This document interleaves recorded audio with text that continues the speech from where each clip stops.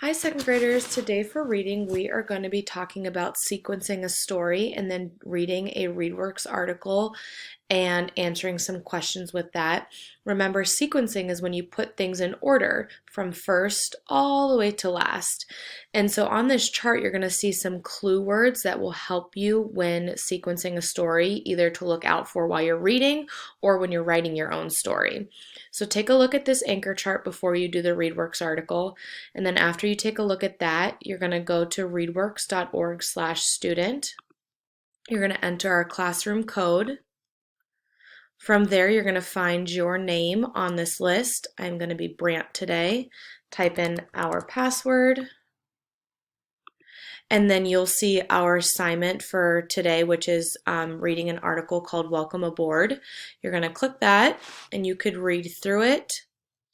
And then you can answer the vocabulary and comprehension questions which all have to do with sequencing the story.